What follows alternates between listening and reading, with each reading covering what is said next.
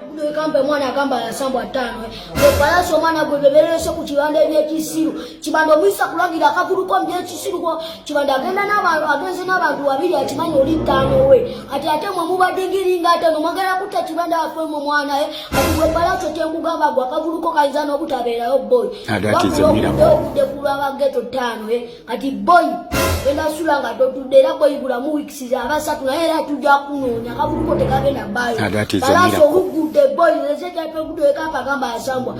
Is a nanga Pallaso, Pallaso boy. What am I trying to say? Is it? Champion has spoken. Champion has spoken. You know me, when the champion speaks, I'm always there to listen. You were not informed. So this whole thing just appears to be a setup whereby Alien Skin, I think, was strict into going for a function, and he didn't move with his boys, with his security.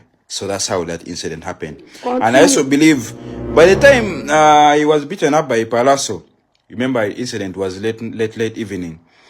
By that time, Champion Gudo was preparing for the matrix. Maybe he was polishing his shoes and ironing his uniform to go to school. No problem. So this whole incident caught them off guard.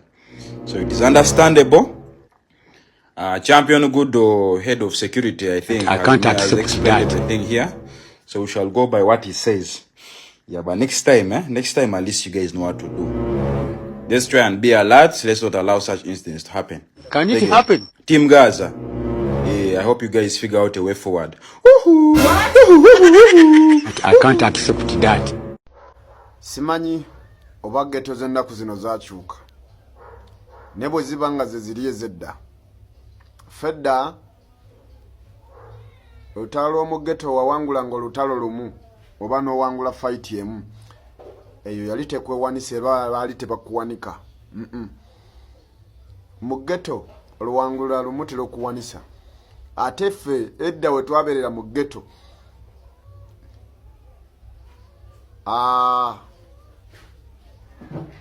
Koti yaffe yabeeranga mu masaŋŋanzira. Kuba kaseera konna walowooza ng'ono mukubidde wano e Bunnamwaya. Naye enkya n'ayita ntya mu ngobe.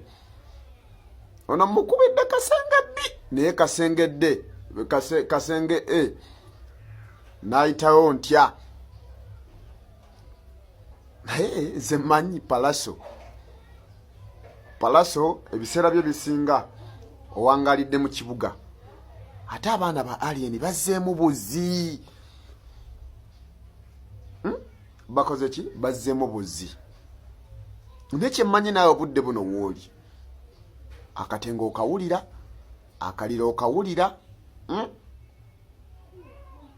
Muganda wange, nze nga Pallaso sikuyinako buzibu because oli kyali wange. Alien Skin, ate oyo si kyali wange. Alien Skin si kyali wange wabula oba gambe yenze. Because tizinayitana nnaku bbiri by the way ku Sunday. Ku Sunday lunyini Alien Skin yampadde show ekakiri wano. Gwe wali onkoledde ki?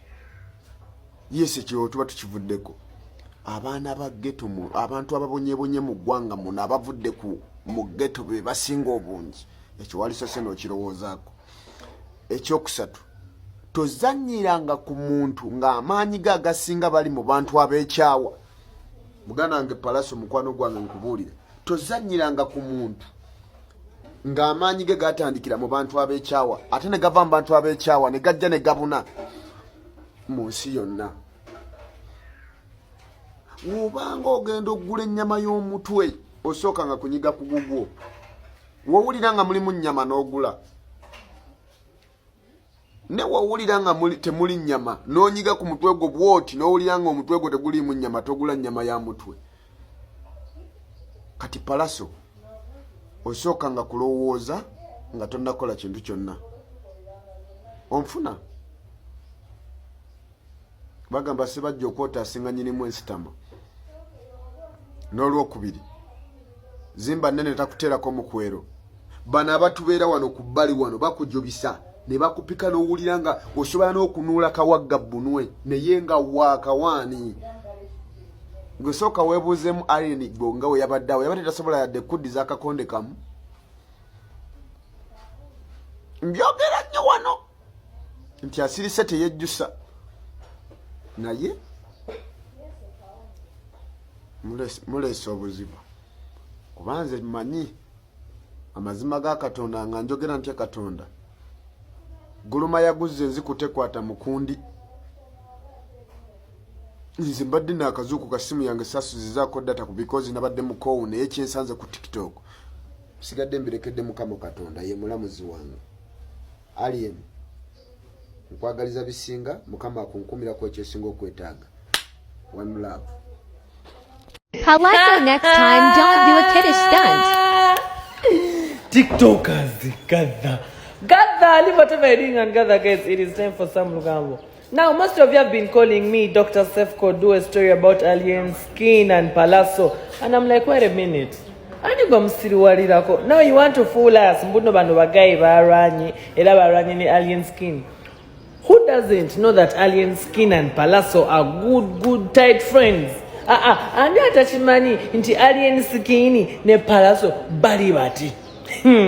Era barwana ne Pallaso mu biseera bya concert ye ngetuuse.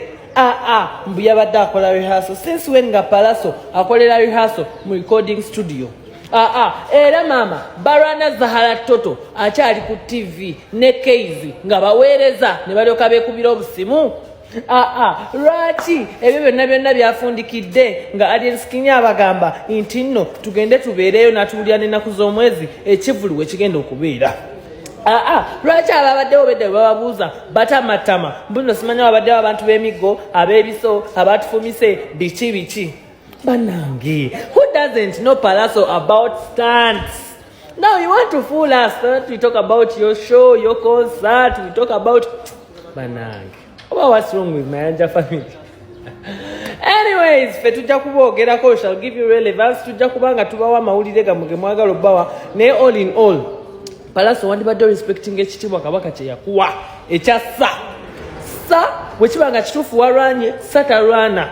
Kabaka batakusubira mu drama ngoyo, abatakusubira mu stunt, abakusubira okubeera ng'okola ebintu eby'amagezi ebikuweeseza ekitibwa. Kyo bajja kikujjako. Bajja kitwala. And those things of you, my Anja family, fighting, banange, mubikendeze. Last time, Camino Rere in a concert ya kubo wa border. Now, yagala tugamanto in a concert or kubi alien skin. Ate mumazo kwe kuba mwe kubira amasimu. Munyumya. The one thing I know, alien skin can never fight with Pallaso because I know them. They are so tight friends. Ochitegira. Alien skin no mumanyi. And truth be told, single alien skin yagadela bisa Pallaso yali mulabisiza bobinyo. But since it is a stunt and tujigudemu stunt yamwe mujigasemu ne Zahara Toto, and Zahara Toto is a good friend of alien skin. They are always in one studio. Ochitegira. That's why baluso olukwe wali was secret Zahara Toto jakolera buzi drop ze. Era batera kubabona. And they are good friends, which is not bad. Kwa Zahara yade ino poshinga chi alien in a stunt yawe. Na ye tugende kushoya mumunaye. Bisemu katulinde results. Ne making a sure of na numbers, because if you do not get numbers tugenda kusavula.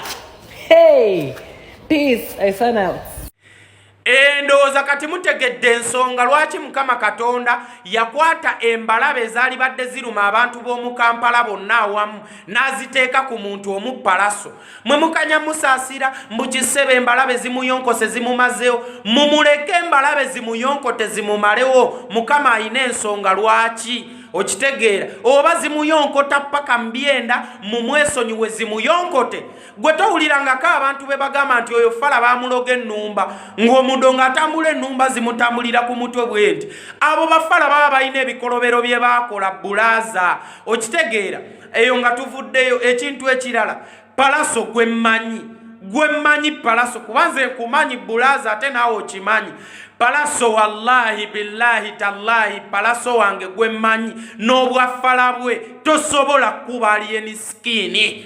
Pallaso either wabadde n'ababanda nga bakuli ku gaadi n'oyagala okoleka stunt k'ekivvulu kyo. Okitegeera osooka obbemu ku shaawo mu mawulire biki nga bw'oma mbitegeera ttaano. Oba si kyo nga alien mwamuwaddeyo ku majja mumukolereko obubadibadi bwammwe muyitewo. Naye nga Pallaso gwe mmanyi n'obwafala bwe oyo saka free boss fala mwe temumu